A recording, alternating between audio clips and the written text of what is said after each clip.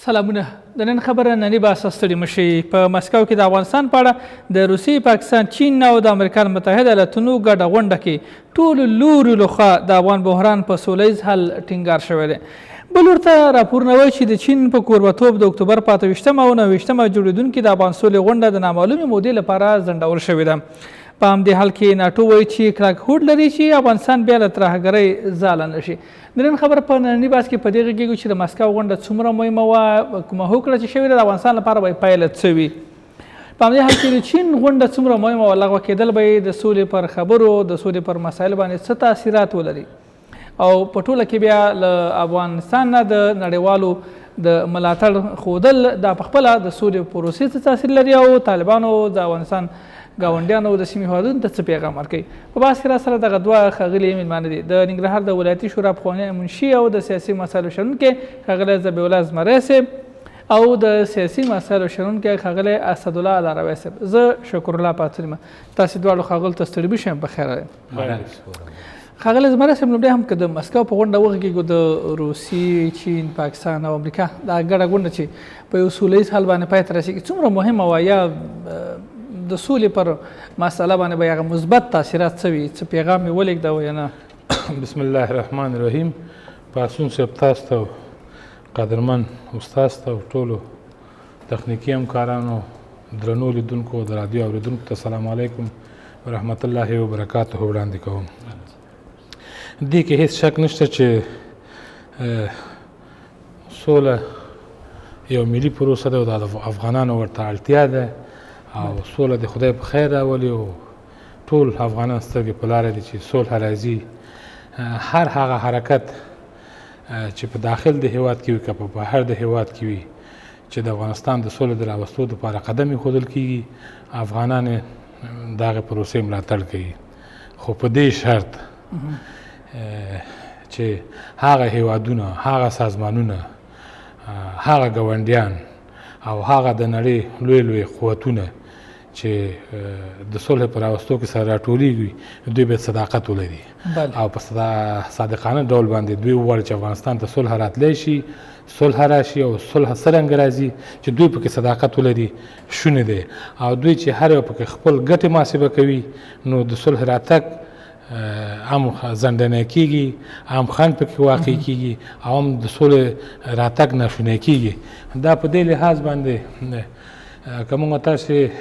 دغه څلور هېوادونه یو بل سره پرتله کړو او د دوی ګټې او زیانونه وګورو په صلح کې، بیا موږ ته دا جوتېږي چې دا صداقت دوی لري او که نه. مثال د تاریخ په اوږدو کې روسان او امریکایان په یو نظر باندې نه تللی دي او نه په یو نظر دوی قدم مخکې ځي. کله چې روسان افغانستان کې وو امریکایان مخالف وو، کله چې امریکایان افغانستان ته راغله چې موږ د دې نظام ملاتړ کوو او د ملګرو ملتونو په غوښتنه باندې افغانستان ته راغلي وو، روسان مخالفت کوو حتی تر دې اندازې پورې چې د نظام مخالفینو ته اسلحې ورکولې، تجهیزات او امکانات ورته برابرولو چې امریکایان په افغانستان کې ناکامه شي. او د امریکایانو شتون په افغانستان کې نه د روسانو دپاره د منلو وړ دی، نه د ایرانیانو دپاره، نه د پاکستانیانو دپاره او نه د چینایانو دپاره. بله خبره دا دی چې روسان هم د خپل دغه د افغانستان جګړه چې دی دا یو استخباراتي جګړه ده. په استخباراتي جګړه کې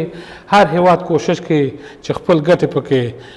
محاسبه کړي او د خپل د ګټو د ترلاسه کولو لپاره هم د صلح په پروسه کې صحیح واوسي، هم خپل ګټې پکې خوندي کړي او خپل د نفوذ د پراخېدو لپاره پکې کار وکړي. روسان غواړي چې د داعش د مخنیوي لپاره د صلح پروسه په افغانستان کې بریالی شي چې هغوی د داعش نه خطر محسوسوي. امریکایان غواړي چې خپل تلفاتو کچه ټیټه کړي چې دغه اوږده جګړه یا 20 کلنه جګړه یا 19 کلنه جګړه چې د امریکې په تاریخ کې لویه جګړه وه چې دې ته خاتمه ورکړي، خو د افغانستان نه دوی نه وځي. دوه او چینایان د پاکستانیانو د خوشحالولو لپاره چې په دې سیمه کې د پاکستان ډېر قوي ملاتړ کوونکی هېواد چې دی چین دی، چین د پاکستان د خاطره په دې قضیه کې قدم ایښی دی او پاکستان هیڅ کله هیڅ زمان هیڅ وخت نه مخکې او نه وروسته د صلح په راوستو کې نه صادق و نه صداقت لري او نه هغه ملاتړ چې کوي یا ډیپلوماتیکي خبرې چې د صلح دپاره دوی کوي تر شا دوی افغانانو دپاره د جګړې پلانونه جوړوي زهر شندي دلته د اور لمبې تازه کوي او جګړې ته دوی شدت ورکوي پاکستانیان هېڅکله صادق نه و زموږ د اما نن اوس څنګه ټول په یو ټغر راټولېږي چین د پاکستان د خوشحالولو خاطره پاکستان د چارو خوشحالولو خاطره روسیه او امریکا سره نه جوړېږي د افغانستان مسله سره په یو ټغر راټولېږي د دې تر څنګ چې د پاکستان د خوشحالولو لپاره کار کوي خپل اقتصادي ګټې په افغانستان کې محاسبه کوي چین د نړۍ په سطحه یو ستر اقتصادي هیواد دی چې ټول دنیا سره تجارت لري تر امریکې پورې او دوی غواړي چې د پاکستان د خوشحالولو لپاره هم کار وکړي او تر څنګ د افغانستان د زیرمو نه د دوی په استخراج کې او په دغه معدنونو په ترلاسه کولو کې او د دغه معدنونو په د خام موادو په ترلاسه کولو کې په پاخه موادو په بدلولو باندې دوی د دې کې علاقمندي لري دا اړخیز دوی خپل ګټې محاسبه کوي دغه اوس چې دوی چینایان او روسان سره ناسته کړې ده دا زه فکر کوم چې څومره ناستې نور هم سره وشي تاسو وکړه چې 9 ځلې د امریکې د خارجه چارو استازی د بهرنیو چارو استازی خلیلزاد د طالبانو سره مستقیمې ناستې وکړې مګر پایله یې نه درلوده که د هیوادونو غونډې وي که د سازمانونو غونډې وي که د بېطرفو سازمانونو هیوادونو غونډې د افغانستان د صلح په هکله باندې وي چې تر څو په هغه غونډه کې د افغانستان د دولت یا د افغانستان د حکومت استازی شتون ونه لري تر څو چې په دې خاطر چې موږ د خپل د ګټو نه دفاع وکړو هېڅکله هم صلح نشي راتلی تاسو وکړه چې د مجاهدینو په حکومت کې د مجاهدینو په دوران کې په لاورپینډۍ کې عبوري حکومت جوړ شو چې نتیجه یې موږ تر ننه ولیده چې زموږ ځمکه دا ځمکه نن د اور لمبې موږ ته ګرځېدلی دی زموږ د خپل هېوادوالو شپېلې سوي اوسنۍ ناسته کې هم دا د افغانستان د حکومت نماینده شتون نه لري بل ورته همدا خبره کېږي چې پاکستان په افغانستان کې د جګړې تداوم د خپلې ملي پالیسۍ یوه برخه ګڼي دا خبره عام افغانان هم کوي حکومت هم کوي دلته دا یو خو د پاکستانیانو خبره ده ګوره بل مشکل چې ده ګوره زه تاته بل وایم یو خو د پاکستانیانو مشکل د هغې نه څوک سترګې هم پټولی نه شي تر څنګ په داخل د هېواد کې زموږ دا یو تعداد سیاسیون چې دي هغوی د افغانستان ملي ګټو ته ژمن نه دي څوک چې ځي پاکستان ته د پاکستانیانو صفت کوي څوک چې ځي امریکې ته د امریکایانو صفت کوي بل چې ځي هندوستان ته د هندوستانیانو صفت کوي بل چې ایران ته ځي د ایرانیانو صفت کوي اقلا په دې حکومت کې باید اپوزیسیون موجود وي او د اپوزیسیون تر څنګ زموږ سیاسیون باید د افغانستان ملي ګټو ته باید متحد واوسي دوی د بهرنیانو د خوشحالولو لپاره او د افغانانو د حقوق تر پښو کولو لپاره دوی همیشه هم دغسې کارونه کړي اوس څنګه باور پرې وشي په داسې حال کې چې حتی دلته خلک د هغوی د ګټو لپاره کار کوي اما هغوی چې مستقیما کار کوي نو په دغسې یو غونډه باور څومره باور پکار دی زه فکر کوم ما مخکې وویل چې دا زموږ اړتیا ده صلح بې باوري کېږو نه خو باید موږ ډېر محتاط واوسو او محتاط باید په دې واوسو چې روسان جمع امریکایان جمع چینایان او په جز کې پاکستانیان ورسره ایرانیان دوی هېڅکله هغه صلح نه غواړي چې هغې کې د افغانستان د خلکو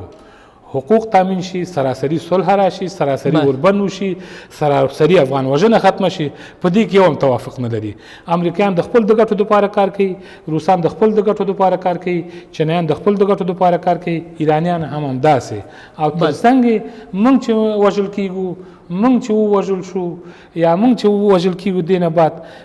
په دې کې د پاکستانیانو هم ګټه دی د ایرانیانو هم ګټه دی د همدې امریکایانو هم ګټه دی دوی چې زموږ د ګټو د خوندیتوب دپاره امریکایان راغلی وی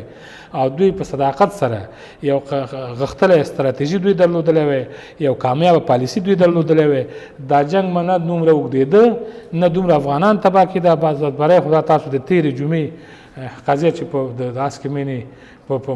جامع جومات کې ترسره شو ولاکه اسرائیل هم دومره ظلم وکړي ولاکه یهودان هم دومره ظلم وکړي چې په عبادتګاه کې چې دا زموږ مقدس اماکن دي ته وګوره په دې کې په دغسې بېرحمه ډول باندې زموږ افغانان تباه کېږي امریکایان ما مخکې ځل هم ویلی و چې په 2013 کال کې په افغانستان کې 14 تنه امریکایان وژل شوي په 2019 کال کې تر اوسه دوی 11 کسان وژل شوي خو زموږ د یو ولسوالۍ په سقوط یا په نیولو کې موږ سلهاو ځوانان سربازان عام وګړي تورسرې ماشومان قرباني ورکوو. دوی غواړي چې دغه 14 کسه او 20 کسه چې په یو کال کې د دوی تلف کېږي دغه ګراف راښکته کړي. او اوسني خبرې چې کله ترامپ وایي یا نور د امریکې نور مسؤلینو چارواکي وایي دا کمپایني خبرې هم دي او شعاري خبرې هم دي چې موږ د افغانستان خپل قواوې وباسو. د افغانستان دوی هېڅکله نه وځي. که دوی دغه 1000-2000 کسان وځي دا به تاسو په یاد لري چې په افغانستان کې به نظامي اډې ورته ورکول کېږي. دوی د نظامي اډو نه پرته د افغانستان نه وځي او د دوی شتون د امریکایانو شتون په افغانستان کې د جګړې د دوامدار پاتې کېدلو په معنا دی. په دې خاطر باندې چې جګړه څوک د جګړې امکانات څوک ورکوي؟ پاکستانیان. جګړې امکانات او منابع څوک ورکوي؟ ایرانیان. د جګړې امکانات او منابع څوک ورکوي؟ روسان. ولې ورکوي؟ چې دغه امریکایان په افغانستان کې نظامي حضور ولري. دا د دې سیمې هېوادونو دپاره د زغملو وړ نه دی. بیا هم پرونه موږ قربانیان وو، بل پرونه موږ د دې جګړو قرباني وو او نن او سبا که بیا هم دغه حالات وي او په دې کې په صداقت باندې د صلح په راوستو کې قدم کېنښودل شي یا کار ونه شي بیا به موږ قربانیان وي. کونډې به زموږ زیاتېږي، یتیمان زیاتېږي، بېکوري به زیاتېږي، غربت او فقر به زیاتېږي، ګټې به بیا پاکستانیانو ته رسېږي. ښاغلی لاروی صاحب، د روسیې، چین، امریکا او پاکستان په ګډه غونډه کې په افغانستان کې د روانې معضلې په سوله ییز حل ټینګار شوی دی. آیا دغه ګډ هېوادونه چې په مناسبه کړي دوی واقعا په افغانستان کې د اوسنۍ لانجې سوله ییز حل غواړي؟ ډېره زیاته مننه د سلام په وړاندې کولو تاسو ته، قدرمن وکیل صاحب ته، د انعکاس تلویزیون درنو لیدونکو ته. ګورئ، د افغانستان جګړه چې ده دا هم نړیوال بود لري هم سیمه ییز بود لري. په نړیوال بود کې تاسې ګورئ چې امریکا، روسان، هند او پسې راتېر شه چین او ځنې آباد د خپلو ګټو دپاره لیونیان دي او په سیمه ییزه کچه باندې زموږ ګاونډي هېوادونه دي. د سولې په رابطه باندې چې هر قدم اخیستل کېږي افغانان دې ته په نیک پال ګوري. دا چې دا سوله افغانانو ته نن راځي که سبا راځي، خو دوی پښتو کې یو متل دی و ځمکه هغه سوځي چې اور پې بلیږي. ځکه د دوی پلرونه مري، د دوی اولادونه مري، د دوی مکاتب سوځي او کورنۍ تباه کېږي. نو دوی هر قدم ته موږ خوشبین یو. دغه د مسکو غونډه چې کله کېناستله یا په مسکو کې چې د افغانانو ترمنځ کومه غونډه وه، دا په دې معنا باندې وه چې دوی د تفاهم یو لړۍ رامنځته کړله. یعنې د خبرو د ډیالوګ یو راشه درشه شروع شوه. د افغانستان په باب د همدغو هېوادونو څه ډول تفاهم؟ مثلا روسیه څه غواړي په افغانستان کې؟ پاکستان خو موخې معلومې دي، ته مې بله وایي. د چین سره څه ډول تفاهم پکار دی؟ د امریکا او چین، د امریکا او د روسیې څه ډول تفاهم پکار دی؟ د امریکا او پاکستان څه ډول تفاهم پکار دی؟ بیا په ګډه مشترکه څه ډول تفاهم پکار دی؟ دغه ټول هېوادونه په افغانستان کې د خپلو ستراتیژیکو ګټو دپاره هلې ځلې چې تفاهم پرې کوي په څه ډول مشترک تفاهم؟ ګوره، دوی دغه خپل استراتیژیکې ګټې چې په افغانستان کې لټوي د همدغو خپلو ګټو ته هغه خپلې ګټې چې روسیه کومې ګټې غواړي، چین کومې ګټې غواړي، امریکا کومې ګټې غواړي، پاکستان کومې ګټې غواړي او هندوستان کومې ګټې غواړي که نه، د هغه ګټې چې د هغوی عمق د استراتیژۍ دی د هغې په خوندیتوب به یو تفاهم ته رسیږي. امریکا په دې باندې قانع ده چې د افغانستان جګړه یې بایللې ده، دا جګړه نشي ګټلی. که چیرې امریکا دا جګړه ګټلې نو دا جګړه دومره نه اوږدېدله. امریکا په خپل ذات کې ځکه اوس که نړیوال ترې سترګې پټوي، که د افغان دولت ترې سترګې پټوي، دا نو بیا په دې معنا باندې ده چې خپل ځان په یو تجاهل عارف کې یا په حماقت کې حسابوي. ځکه طالبان اوس د قضیې یو مهم اړخ دی. طالبان په نظامی لحاظ باندې، په سیاسي لحاظ باندې د قضیې یو مهم اړخ دی. نن تاسو چې دا ګوري چې دا دنیا متحرکه شوې ده د افغان جګړې دپاره دوه علته دي چې امریکا په دې قانع ده چې افغان جګړه زه په جګړه نشم ګټلی. نو راشه له چین، له روسیې، له انګلیسانو سره یا د عربانو سره یا د هغه هېوادونو سره چې د افغانستان په جګړه کې ډېر زیدخله دي او ښکیل دي، دوی سره د خپلو ګټو په تفاهم باندې یو توافقنامه وکړه، یو تفاهم ورسره وکړه چې د روسان په دې متقین شي چې زما ګټې په افغانستان کې خوندي دي، چینیان په دې قانع شي، پاکستانیان په دې باندې قانع شي، نو بیا به د افغانستان د جګړې دپاره یوه ګډه ژبه یا ګډه د حل لاره وړاندې کېږي. بله خبره دا ده چې موږ بدبختانه د تاریخ جبر چې په موږ باندې کم دغه سیاسي مشران منلي دي یا موږ ورته سیاسي مشران یا تنظیمي رهبران ویو، ځکه دا دوی د خپل منځي اختلافات د وجې نه دا وطن په سرو لمبو کې سوځي، کابل په ویرانه بدل شو، ټول افغانستان سی په یو وخت کې وران که او سی د جګړو په محل کې په هر حال باندې چې د دوی وس رسېدلی دا وطن یې وران کړی دی. نو په دې خاطر باندې دوی دغه خپل منځي اجماع باندې ونه توانېدل چې د حکومت د نظارت لاندې سره دغسې یو ګډه اجماع رامنځته کړي چې په مسکو کې د یو واضح دریځ دپاره خو نو هر چا صادر په سر کړی و او هر سړي ورمنډې والې بس یا به چې بس پدرام هم ورمنډې والې او د نورو هم ورمنډې والې چې اوس او دا په دې خاطر باندې چون دا سیاسي بصیرت یې نه لرلو، سیاسي درک یې ډېر ضعیفه دی. هغه څوک چې دې نه ورتلل هغه څوک چې د دې ځای نه ورتلل هغوی د طالبانو سره دا موضوع داسې حل کړي وه چې موږ به په همدې ناسته کې ورسره فیصلې ته رسېږو. برحالې کې چې داسې نه ده، ځکه طالبان هم د یو لړ شرایطو په منلو سره دلته د حکومت سره خبرو ته کینی او نړیواله ټولنه به هم د یو لړ شرایطو په انعطاف پذیرۍ کې دې خبرې ته حاضرېږي. نو هماغه و چې دغه خپل سیاسي امتیاز ترلاسه کولو دپاره، چون دا سیاسي دلالان دي د سیاسي امتیاز دپاره چې په راتلونکي کې چېرته واک د دغه دپاره په واک کې شریکېږي یا د واک واخنه برخه مخالفینو ته ورکول کېږي، باید دوی یو سیاسي امتیاز ولري، ځکه دا جګړه دوی د خپل قدرت او بقا دپاره په همدې مخه روانه کړې ده. نو په کل کې زه دغه نه وایم چې کومه جګړه یا کومې ناستې چې دي دا فقط د راتلونکي دپاره د تفاهم یا د ډیالوګ یا د خبرو لاره پرانیزي. صحیح ده. اصلي لوری د جګړې یا اصلي خبرو ته چې داخلیږي کله چې دغه تاسې اوس ولیدل چې په چین کې دغه غونډه وځنډېدله، مثلا په 28 او 29 د اکتوبر کېدله وځنډېدله یا د ډېر وخت دپاره د لږ د خود علت یې همدغه و چې دلته انتخابات په یو کړکېچن حالت کې دي، تر اوسه حکومت بې سرنوشته دی، ولسمشر نه دی معلوم، دا نه څرګندېږي چې دې هیئت ته څوک دغه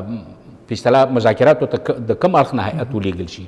نو په هماغه موخه باندې به نړیوالې ټولنې په دې باندې یو تفکیک یو فکر کړی چې د انتخاباتو تر نتیجو د اعلانه پورې دا غونډه وځنډېږي. تشکر. یو شی چې دی که د تفاهم خبره کېږي له طالبانو سره د تفاهم لپاره امریکا 9 پړاوه خبرې وکړي او دا د بل پړاو خبرو لپاره هم چمتوالی روان دی او نورې خبرې به هم کېږي. اوس اصلا اندېښنه که امریکا لري له چین، روسیې او پاکستان لري یا له پاکستان سره ګډه انډیوالي لري او څه شکونه پرې لري، هغه کوم څه دي چې دلته باید باشي، د امریکا ګټې پکې خوندي شي، د چین ګټې پکې خوندي شي، امریکا بالاخره روسیې ته ترې تېره شي یا روسیې د امریکا په حضور کې دلته خپلې ګټې خوندي کړی شي. ګوره هغه څه امریکا ومني دلته، هغه څه امریکا مجبوره ده، امریکا ناګزیره ده چې د روسانو ګټې ومني، د چینیانو ومني، د پاکستانیانو ومني، بله د حل لاره نشته. روسیه هم به مجبورېږي چې د امریکا ګټې ومني او روسیه خو زه هم وایم ګوره او روسیه، چین او ځینې نور هېوادونه دوی مجبور دي چې د روسیې د امریکا ګټې ومني، دلته د امریکا حضور په افغانستان کې ومني،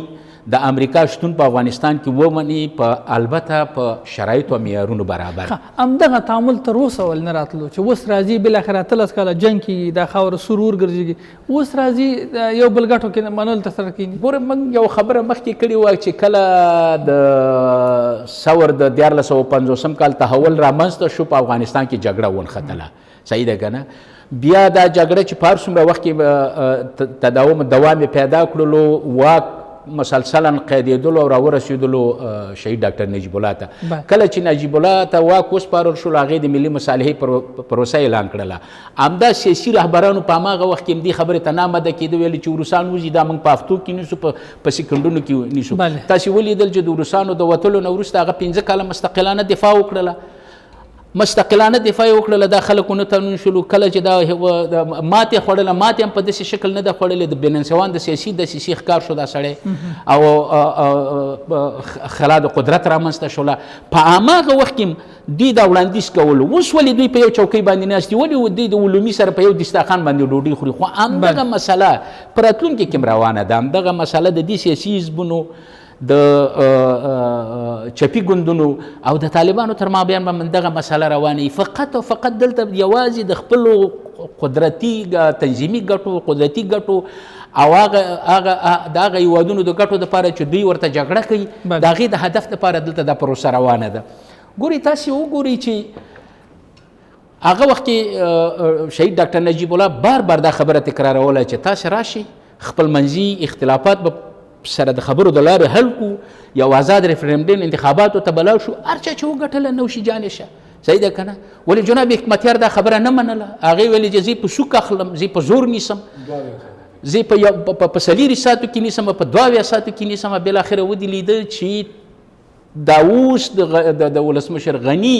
په حکمرانۍ کې دا د غره نه راښکته شو، تر اوسه دا د غره په چاپېریال کې ګرځېدلو نه نجیب مات که او نه دا نظام دا چې نجیب حکومت سقوط کړی دی. په دې اړخونو باندې تاریخ قضاوت کوي، تاریخ ګواه دی چې د کوم اړخه دا حکومت سبوتاژ شولو. بله خبره دا ده چې دا اوس چې کوم حالت روان دی که نه، ولې دا جګړه نه کېدله؟ همدغسې په نیزه باندې سپاره د امریکایان هم په دې نیت باندې راغلي وو چې موږ به دا جګړه کوو. تاسې باور کوئ ګوره دلته د طالبانو نظام په دې باندې یقین ولري چې ګوره د افغانستان په 95% خاورې حاکمیت لرلو. صحیح ده که نه؟ بله دا چې نور نړیوال روابط نوی حکومتداري و د دې خلکو سره په دې خبره باندې نه پوهېدل، هغه بیل سوال دی. که نه د امنیت په سطح باندې به چې د سره زر د تورخم نه بار کړ تر حیرتانو شاید ته ګوتې نه شو. اوس خو د فسق و فساد نه ډک یو نظام منځته راغلی دی، دغسې یو نظام راغلی دی چې اول دغه د جلال آباد په ښار کې وګوره، دغه ښاروالي، دا مستوفیت، دا ګمرک په لکونو عاید د ښار د منځه دوی د ورځې جګوي. صحیح که نه؟ مګر د ښار د اصلاح دپاره دوی قدم دا د خپلو ګټو شخصي لیونیانو د خپلو ګټو هغه نظام ړنګ شولو. طالبان سلا کېښودله، بیا د شمال لنډغرو چې 5 ټکي انګلیسي زده کړي وه د امریکایانو سره یو ځای و، د بېچارهګانو کورونه یې تالاشي کول، په سپو یې تالاشي کول ناګزیرو چې مجبور. د افغانستان اراضي دې دپاره جوړه شوې ده چې د نړۍ ابوالقدرت هر څومره طاقتور خلک دا به دلته په ګونډو کېږي. خوشحاله اوسئ. ډېره مننه، تشکر. ښاغلی زمری صاحب، آیا د افغانستان اوسنی وضعیت د ډاکټر نجیب الله د حکومت د وخت سره موږ تشبیه کولی شو، یا داسې یوه اندېښنه موجوده ده، یا داسې پلان کې نړیواله توطیه موجوده اوسي په اوس کې بری ممکن دی؟ ګوره که ستاسو په یاد وي تخمینا نن 2 میاشتې یا 3 میاشتې مخکې حتی د انتخاباتو تر آخري ونې پورې که ستاسو په یاد وي یو تعداد سیاسیون او د روسانو د آیسای نوکران به ویل چې موقت حکومت راشي یا یو سرپرست حکومت راشي. دا دوی غوښتل چې هماغه د ډاکټر نجیب الله د دوران هغه ملي خیانتونه چې شوي چې هغه بیا تکرار شي، خو مخه یې ونیول شو. یو د ډاکټر نجیب الله د حکومت او د دې اوسني حکومت ترمنځ د ځمکې تر اسمانونو پورې توپیر دی. د ډاکټر نجیب الله حکومت ملي ګټو ته ژمن خلکو په د ډاکټر نجیب الله په حکومتداري کې خپله د ډاکټر نجیب نه نیولې ده تر د یو مکتب تر ملازمه پورې. یو بل هغه داسې حکومت و چې آی او نه نه و. اوس تاسو فکر وکړئ چې جمهور رئیس حکم ورکوي چې د بهرنیو چارو د وزارت په داخل کې څه ستونزې شته، څېړنې، تفتیش یا تحقیقات د پکې وشي. اجرایي ریاست د جمهور رئیس احکام ردوي. اجرایي ریاست چې معادل د صدر اعظمۍ یو چوکۍ دی. نو تاسو فکر وکړئ چې په داخل د نظام کې دومره ځانځاني وي نو خو ملت به دغسې تباه کېږي. خو د خبرو داسې راځي په کل کې د نظام استحکام هغسې نه لکه څنګه چې د ډاکټر نجیب الله حکومت قوي استحکامات درلوده چې نړیوال ملاتړ کم او مخالفین یې ډېر زیات وو. دغه د پاکستان او ایران نه نیولی تر عربانو پورې، تر انګلیسانو پورې، تر روسانو پورې، تر جاپانیانو پورې او تر اروپایانو پورې، غیر د روسیې نه نور ټول مخالف. روسان هم آخره کې د ګورباچوف په وخت کې ذهنیت تغییر شوی و، خو موږ په هغه سیاسي اړخونو باندې خبرې نه کوو. که دغه وخت دغه نظام، هغه نظامي تسهیلات او تجهیزات، هغه هوایي ځواک چې په هغه وخت کې موږ درلوده، موږ چې هغه حالت ته رسېږو بې دې باندې ډېر وخت تېرېږي. یو دویمه خبره دا دی چې دلته استخباراتي برنامې هم شته. که ستاسو په یاد وي کله چې په 2000 کال کې امریکایان په افغانستان کې نظامي حضور پیدا کړ، روسان هم راغوښتل شوي د بګرام هوایي میدان ته په شارنو کې د امریکې اوسنی سفارت چې دلته امریکایان هم روسان هم نظامیان راغلي وو. دوی غوښتل چې یو نو بیا یو تکتیک نه کار واخلي چې هر څوک د خپل د ګټو دپاره دلته کار وکړي. کله چې روسان خپل حضور دلته ولید او خپل شتون یې په داخل د افغانستان کې د امریکایانو په مقابل کې ځان کمزوری احساس کړ دوی بیرته د افغانستان ترک کړ دا کم زیاته خبره هم نه ده دا حقیقت دی دلته ګوره چې د ډاکټر نجیب د حکومتداري په دوران کې شورای نظار جمع جنرال دوستم او یو تعداد نور جمع ببرک کارمل دوی په هغه وخت کې د ډاکټر نجیب الله په مخالفت باندې یو کودتا یې وکړ چې هغه کودتا کې ډېر قوي رول شورای نظار درلوده او جنرال دوستم درلوده او کارمل هم په راس کې و هغه موږ زیان بیا هم دې ملت ته ورسېده ټوټې ټوټې د ملت شو بې کوره دا ملت شو کابل پر بل مخ شو دوی په کلاس درلوده دوی که د دوی په وس کې او د دوی په خوښه یي د یو تعداد سیاسیونو همدا اوس هم دوی چې وایي چې ولاکه دا انتخابات کمزوره شي زه غره ته خېږم نور ولاکه تاسو یا په غره کې ځئ یا په آباده کې نور ولس تاسو نه مني په انتخاباتو کې درېږي تاسو ته څوک رایه نه ورکړي معنا یې دا ده چې تاسو څوک نه مني یعنې دوی زموږ یو تعداد سیاسیون هغه کچاپیان دي که راستیان دي هر ګوندونو پورې مربوط خلک چې دي دوی د کودتا نه نیولی دی تر ژوندي انسانانو تر ښخولو پورې د کابل پر بلمخ کولو کې د روسانو پر راوستلو کې د امریکایانو پر راوستلو کې د پنجابیانو ته ډېر د احترام په سترګه کتلو کې پنجابیانو ته ترجیح ورکول حمیدګل علیه لعنت ته ترجیح ورکول ضیاءالحق خاین ته ترجیح ورکول دا چا کړی دا ما ورته نه دی کړی دا غریب خلکو نه دی کړی دا عام ولس نه دی کړی دا څو تنه کرایي سیاسیونو تجارانو که هغه هر ګوند پورې مربوط هر تنظیم پورې مربوط هر جنا کې وو خو د افغانستان د خلکو په سر لوبې کړي دي دوی که په وس کې بیا غواړي دغه لوبې بیا تکرار شي نو خاصه شو په اندېښنو به وغږېږم اندېښنې به څومره په ځای دي چې که چېرته داسې دوی په دې هڅه کې یا داسې یو پلان لري یا داسې یو افغانستان لپاره سترګې برګې وي نو نتیجه به څه زه تاته یو خبره وکړم د افغانستان که پایله باندې غږېږو نتیجه به څه شي نتیجه به دا دي زه تاسو ته یو بل وایم د افغانستان جګړه چې دا استخباراتي جګړه ده په استخباراتي جګړه کې هر استخبارات چې قوي وي د هغوی نفوذ به پکې زیاتې وه خو ضرر یې بیا هم موږ ته دی یو دویمه خبره دا ده چې موږ تاسې وکتلو چې د افغانستان د قضایاو دپاره هر هېواد خپل ګټه د ګټې د ترلاسه کولو دپاره قدم دی موږ دپاره دا جغرافیایي موقعیت یا دغه سیاسي جغرافیه چې موږ پکې شتون لرو افغانستان دغه کله انګریزان موږ ته بلا شي کله روسان موږ ته بلا شي کله امریکایان موږ ته بلا شي کله پنجابیان بلا شي کله ایرانیان بلا شي تر څو چې دغه بلاګانو د ختمولو لپاره موږ یو غښتلی او باثباته نظام یو قوي او ځواکمن حکومت او د خلکو په اسانو کې ملي ګټو ته موږ ژمن نشو ولس او حکومت سره متحد نشو او سیاسیون ملي ګټو ته وفادار پاتې نشي موږ به همدغسې د پردیو د جګړو قربانیان به یو لکه چې شوي یو تاسو فکر وکړئ دا څرنګه جهاد دی چې جومات کې موږ الوزوي زمونږ کراچیوان وژني زمونږ دکاندار وژني زمونږ عام وګړی وژني خو په پاکستان کې تاسو فکر وکړئ دا د پاکستان د فوج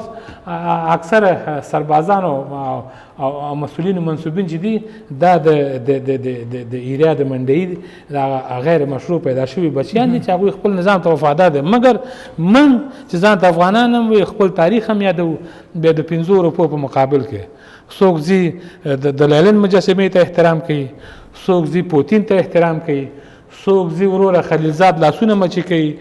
بل ځي د آیسای د حمیدګل زیارت ته ځي بل فضل الرحمن پسې ځي بل مولوي سمیع الحق پسې ځي خو د دې ملت د سرنوشت او د دې وینې د تویېدو په سر دوی معاملې کوي موږ ته یو ښه چانس دا دی چې په دې ملي وحدت حکومت کې موږ هغه تنظیمي حالتونه د وتلو په حالت کې یو بې نه شوې هغه 15 دغه د ملي وحدت حکومت سره د دې چې د افغانستان د اساسي قانون خلاف رامنځته شوی و خو هغه د تنظیمي رولونه او ارزښتونه پکې کم شوي وو موږ دغه سیاسي احزاب د یو ټولنې د پرمختګ باعث ګرځي په افغانستان کې بدبختانه سیاسي احزاب د افغانانو په وژنې کې تورن احزاب دي کاغار څوک دي هغې باندې موږ خبرې نه کوو دلته د دې ټاکنو د اعلان نه وروسته به موږ انشاءالله چې د افغانستان ملت د افغانستان ولسونه دې ته امیدواره دي چې زموږ نوی حکومت د امنیت په تامین کې، د صلح په راوستو کې، د ولس په منسجم او په منظم کېدو کې او د حکومت د تقویه کېدو، د یو باثباته سیاسي نظام په رامنځته کېدو او د اقتصاد د پرمختګ لپاره دوی په دې راتلونکي 15 کلن دوره کې باید کوټلې ګامونه واخیستل شي. ولس هم په همدې هیله دی او حکومت هم مکلف دی چې دغه د ولس د مشروع غوښتنو د تامین لپاره او د صلح د راوستو لپاره جدي ګامونه واخلي. موږ د دې پروسې په کلکه ملاتړ کوو. ډېره مننه. ښاغلی راشد، دا د چین په غونډه به هم لږ وغږېږو. دا د افغانستان لپاره څومره مهمه وه، دا اوس خو لغوه شوله. نه دا لغوه کېدلې په دې معنا نه دي چې دغه ما مخکې په خبرو کې ویلي چې دا د یو معین وخت لپاره ځنډول شوې ده او یګانه علت بیا هم همدغه یي چې دلته په افغانستان کې سیاسي خلا رامنځته دی. یعنې په اصطلاح سیاسي داسې خلا نه چې رئیس جمهور نشته، ولې انتخابات ډېر باریکه حالت کې دي او د انتخاباتو نتیجه نه ده اعلان شوې. اما دا عمره لویه رسمي غونډه وه لکه څومره چې د انتخاباتو نتیجې پورې منحصره شي. ګوره دوی غوښتنه کړې وه ټول جدخل اړخونو ته یې ولسمشر لکه افغان حکومت یو دفعه د دې حکومت یو دفعه له ناستې نه انکار کړی و، وروسته بیا په دې باندې تفاهم نتیجې ته ورسېدله. ګوري چې په دې غونډه کې باید اشتراک وکړي. هلته طالبانو ویلي چې حکومت په استازولۍ به راسره نه کښېني، که هر څوک راځي د افغان په توګه راسره کېناستلی. دوی ادرس مشخص نه و. دوی د چین لخوا دعوت وکړه، دوی د طالبانو لخوا نه و دعوت. چون د چین طالبان هم شرط لري، د قضیې اړخ خو طالبان دي. ګوره دا خو واضح خبره ده، خو د قضیې یو اړخ که طالبان دي بل اړخ خو نظام دی که نه، بل اړخ خو بل څوک نشته دی دلته.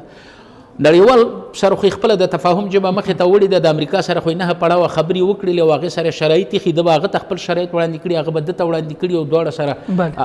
دا شرایط منلي دي. اوس چې د چین هېواد دا کومه غونډه نیولې او زه وایم چې ښه خبره دا ده چې د اول که چیرې لکه مخکې چې وکیل صاحب ورته اشاره وکړله، دلته یو په دې هېواد کې یعنی هغه څوک چې حب الوطن د دې هېواد سره رښتینې مینه لري او سولې ته هوډمن خلک دي، که دا سره د یو ملي اجماع په شکل باندې د حکومت سره د تفاهم ژبه غوره کړي او د حکومت سره په ګډه اوږه ورکړي او د طالبانو سره د ډیالوګ د خبرو د روانې جګړې د تفاهم ژبه رامنځته کړي، زه فکر کوم چې موږ به بل چاته د احتیاجۍ لاس ونه نیسو. خو بدبختانه چې دلته په واک کې شته خلک د دغه جګړې د دغه سولې مخالف دي، په واک کې شته خلک د دغه طالبانو د راتګ مخالفت کوي. نو همدا وجه ده چې طالبان هم زړه نازړه په دې خبره باندې ډېر ده، ځکه دوی هم دا سیاسیون غواړي، د سیاسیونو سره ګوري. چېرته دلته نه ګوري صحیح د زړه نازړه کېږي یا په کوردن نه د طالبانو د سولې مخالفتونه موجود وي، مخالفین موجود اوسي. که چین سره غونډه کوي افغانستان باندې تاثیر به څه وي؟ ځکه د افغانستان حکومت بار بار ویلي هغه غونډه چې د افغانستان د حکومت په مالکیت ترسره نه شي نتیجه نه ورکوي. حتی د خلیلزاد 9 دوره خبرې هم تر ډېره منفي. ګوره داسې دی چې د سولې دپاره به یو تعدا اوږدي که نه، تعدا خلیلزاد کېښود. دا خو 18 کاله 13 کاله 19 کلنه جګړه ده، دا 19 کلنه د 4 لسیزې جګړه ده، دا د 4 لسیزو جګړه ده. نه خو تعدا خو خلیلزاد کېښوستو، د امریکا غوندې یو قدرت راځي، طالبان غوندې یو ډلې سره ځي کښېني، 9 دوره واته 9 میاشتې وخت به ځای ګوره داسې دی چې د چین حکومت هم په افغانستان کې خپلې ګټې لټوي، روسان هم په افغانستان کې ګټې لټوي، مخکې مې ویلې. او امریکا طالب په چین کې بیا کومه ګټه لري؟ طالب په چین کې خپل شهرت دپاره، خپل د بیکګراونډ د جګولو دپاره، نن دنیا د همدغه دغه دپاره ناسته ده چې طالب دغه پالیسي اوس طالبان لوبوي. دغه پالیسي خو دلته دا حکومت ته د خارجه چارو وزیر چې دی کېنولی دی او دا د اجرایي ریاست چې دی رامنځته کړی دی او دا فاسد نظام چې دی دا خو دا لوبه اوس نه دغه کوي، اوس خو لوبه ټوله د طالبانو په لاس کې ده. محوري لوبه خو د لوبې اصلي لوبغاړي خو اوس طالبان دي. دوی د نړیوالو سره د تفاهم ژبې ته ځان ور داخل کړی دی او د هغوی سره خبرې کوي او دا مسله دې ته رواداره کېږي چې تر څو دوی سره کېني. اما دغه ناستې چې دي دا یو تعداد دی، یو اړخ چې دی د افغان حکومت یعنی د دې هېواد د وګړو په خیر دی، هغه په دې معنی دی چې هغه تشویشونه او ویرې چې د یو بل په ذهنونو کې وي دغه کېږي، مګر په بل اړخ باندې چې دی بیا د حکومت سره نه لیدل او د سیاسونو سره لیدل. دلته همدا یوه خبره ده چې وایي چې څومره ځې اخر هم دلته راځي څنګه موږ خو په دې خبرو کې دا خبره تاکید کړې ده او طالبان هم څومره ناستې وشي، چین، روسیا، خلیلزاد، بل ترکیه، بل ځای کې وشي، اخر هم د حکومت سره کېني که نه؟ زه د یو افغان په صفت د طالبانو د تحریک نه، د نظامي تحریک یا سیاسي تحریک نه یا جګړه ییز ډلې نه دا غوښتنه کوم لکه څنګه چې د جګړې په ډګر کې په چریکي جګړو کې دا ثابته کړله چې دا هیواد څوک نشي اشغالولی. اوس دا افتکار هم په لاس کې واخلئ چې دا د افغانستان د سولې مذاکرات باید یو اړخ ته ورسیږي. مطلقاً په دې نوم باندې چې زه د دې خلکو سره نه ګورم، دا د حل لاره نه ده. د حل لاره دا نه ده چې زه د نظام سره نه ګورم، زه د موجوده حکومت سره نه کینم. که چیرې دا د حکومت سره کینني، د موجوده نظام سره کینني، دلته دا سوله ناممکنه ده. او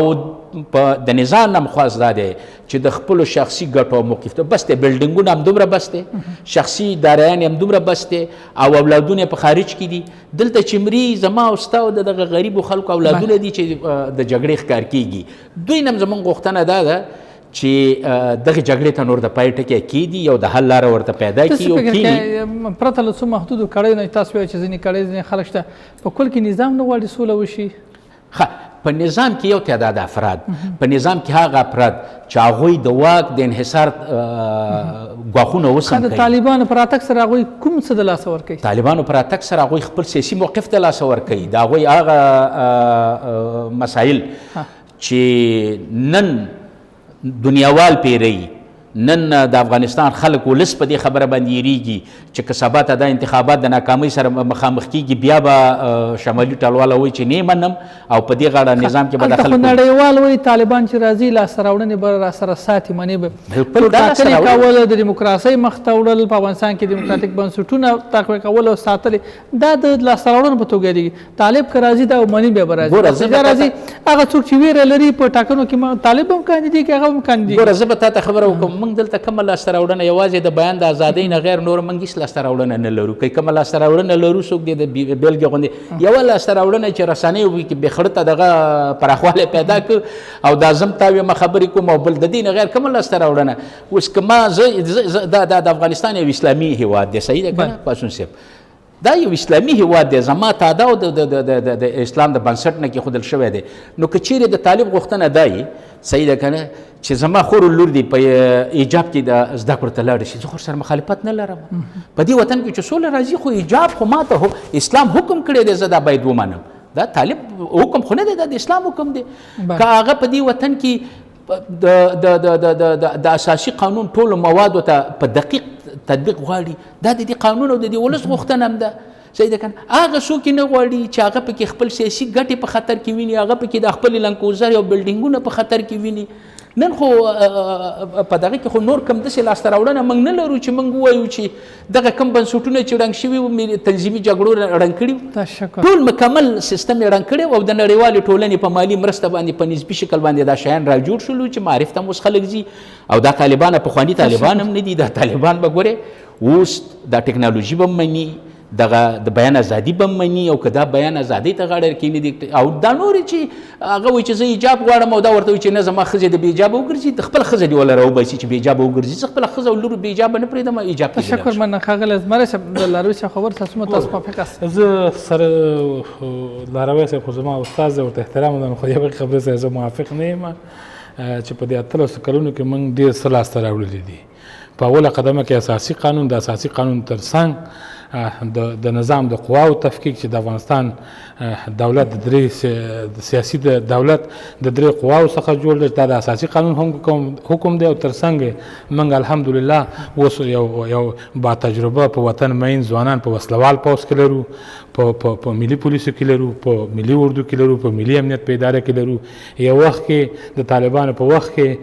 یوازې موږ په ټول افغانستان کې چې بتلي ترافیک به د پیژندلو چې سپینې خولې نه به معلومېده، نور موږ هیڅ نه درلودو. موږ اوس الحمدلله هر څه لرو، خو باید موږ دې نه ډېر څه درلودلی وی. په دې 18 کلونو کې موږ په خپلو قواو افتخار کوو، او دغه چې ساتل شوی دی دا زموږ د شهیدانو د وینو په نذرانه او د وینو په بدله کې دغه حکومت ساتل شوی دی چې موږ د خپلو شهیدانو ارواحو ته هم دعا کوو او په خپلو قواو باندې افتخار کوو. راځو دې ته چې هر څومره ناست دی، که په چین کې کېږي، که په روسیه کې کېږي، که په ایران کې کېږي، چې د افغانستان د حکومت په مالکیت باندې صلح راني شي، هغه زموږ دپاره د منلو وړ نه دی. ځکه چې که امریکایان موږ ته صلح راوړي، د امریکې ګټې به پکې وي. که روسان موږ ته صلح راوړي، هغې کې به د روسانو ګټې وي، زموږ به پکې ګټه نه وي. موږ داسې صلح غواړو چې سراسري وربند وي، سراسري افغان وژنه ختمه شي، او تر څنګ د حکومت مخالفین، مسله مخالفین چې 22 ډلې دي په شمول د داعش بیا دې سره صلح وشي داسې نه چې یو هیبت الله سره صلح وکړه ملا رسول پرېږده ملا منان پرېږده حقاني شبکه پرېږده سراسري باید صلح وشي او دا چې د افغانستان حکومت خپل مسؤلیت هم احساسوي مسؤلیت هم ده او صلاحیت هم ده او مکلفیت ده چې د سراسري اوربند نه وروسته دوی باید د صلح د راپستو لپاره کار وکړي یو بله خبره دا ده چې دا د چین سفر چې ما چې زما چې کوم ځای پورې معلومات دی په دې کې د جهادي تنظیمونو زه فکر کوم چې ډېر کسانو دا د جهادي تنظیمونه چې وو دا خلک بار رنګ ورته ورکړي هغه به یې خپلې که چا فتوا ورکول هغه وخت دوی به ویلې چې د ډاکټر نجیب عسکر سره د جامې ولګېد هغه به غوسه خو اوس چې امریکایان ته دې کیني مېلمستیاوې ورته په خپلو کورونو دفاترو کې ورکوي په خپلو دیرو کې ورکوي شرمېږي نه افغان پرون هم افغان و نن هم افغان دی سبا هم تاسو باید یو شی ته فکر وکړئ دا د افغانستان جګړه چې وو دا تنظیمي جګړه چې وو هغه د خدای د رضا دپاره چې یو وخت روسان وو هغې کې هغه موږ ردولی نه شو هغه موږ منو خو هغې نه وروسته دا د تنظیمونو جګړې چې وي چې کله ګلبدین د دوستم سره یو ځای کې دوستم د ګلبدین سره شورای نظار سره به جنګ کوو وحدت د ګلبدین سره یو ځای کې د ګلبدین د وحدت سره به بل جنګ یو دقیقه پرېږده دوی چې دا د تنظیمونو خبرې چې دي دوی هر وخت د خپل د ځان دپاره کار کړی دی د ملت او د ولس دپاره کار نه دی کړی که دوی سره زه تاسو ته اوس هم وایم سبا هم وایم که زه ژوندی یم که دوی سره د اسلامیت او د جهاد هغه ارزښتونه ډېر دوی ورته درناوی درلودو او درناوی ورته کوو نو تاسو فکر وکړئ چې په دې تېر انتخاباتو کې محمد حنیف اتمر دا یو کمونیست و د دې اول معاون قانوني و دوم معاون چې و محمد محقق و او دریم تر څنګ چې ولاړ تورن اسماعیل و زه دې ته حیرانېږم خیر تاسو دا جهاد چا سره کولو دا همدغه دوستم د ډاکټر نجیب د نظام د بقا او د منځه وړلو دپاره په دواړو اړخونو کې دوستم یو قوت دوی دوستم سره کینی هغې ته د ستر جنرالي او د قهرمانۍ لقب ورکوي خو زما او ستا غریب وطنوال او کلیوال چې دلته عسکر و هغه کمونیست و هغه بېدینه و دلته دا ډېر شیونه چې شوي دي زموږ یو تعداد سیاسیون چې وو دوی تجارتي کارونه یې کړي د خدای د رضا دپاره یې که 1% یې کړی دی 80% د خپل د ګټو دپاره کړي او دوی باندې نور خلک هم نه غولېږي اوس چې موږ ګورو انشاءالله چې د افغانانو ذهنونه د پخوا په پرتله ډېره پراخه شوې ده د خلکو په تبلیغاتو باندې به نه غولېږي ډېره مننه په لنډه توګه د 18 کلنې 19 کلنې لاسته راوړنو نه چې یوه عمده لاسته راوړنه د بیان ازادي ده دا زه منم او اساسي قانون ایجاد دی ګوري دغه نظام چې دی دې نظام د ډاکټر نجیب الله د واکمنۍ د ختمېدو نه وروسته مکمل یو سیمه ییز داسې یو وسلوال قوت لرلو چې هغه په سیمه کې ساری نه لرلو موږ 4.5 زره زري ټانګونه لرل و 900 باله جنګي تیاري هم لرلې سکاټ اوراګان لونا بیمیاک بیمچل دا ټول د دغه جهادي تنظیمونو د لاسه ګډوډ شو او د طالبانو نظام چې زه تاییدوم هغه په دې خاطر باندې چې طالبانو د تورخم نه تر شیرخان بندره پورې او د ایرتانو نه تر قنداره پورې سره زر به دې په لاس کې همدغه لنډغرو د لاسه به دې خپل جب کې پیسې نشو ګرځولی مګر د هغوی په واکمنۍ کې دا امن و خو زمری صاحب هم وایي چې د نوي حکومت په راتګ سره بالاخره نن ته قواوې لرې ته وایې چې هر څه دی دومره باله تیاري دې لرلې زري ټانګونه دې لرل زریوال لرل هغه ټول درنه په هغه دغه لاړ صفر شو بالکل اوس د دې حکومت په راتګ سره یا د 18 کلونو کې بالاخره دا ټول به طالبان چې راځي د واکمنۍ د دغه ځان سره حفظ ساتي وسلوال پوځ به ځان سره ساتي د بیان ازادي به ځان سره ساتي په محدودو کلمو کې سره ورانتیا ده نور خو نشته خوشحاله اوسئ ډېره مننه له تاسې دواړو ښاغلو د سیاسي مسایلو شنونکی ښاغلی اسدالله لاروی صاحب او د ننګرهار د ولایتي شورا پخوانی منشي او د سیاسي مسایلو شنونکی ښاغلی ذبیح الله زمری صاحب له دواړو ښاغلیو ونړئ مننه کور ماباد چې راغلی بحث کې مو ګډون وکړ د انعکاس راډیو تلویزیون قدرمنو لیدونکو او خوږو اورېدونکو نننی بحث به هم دلته پای ته رسېږي الله مل شه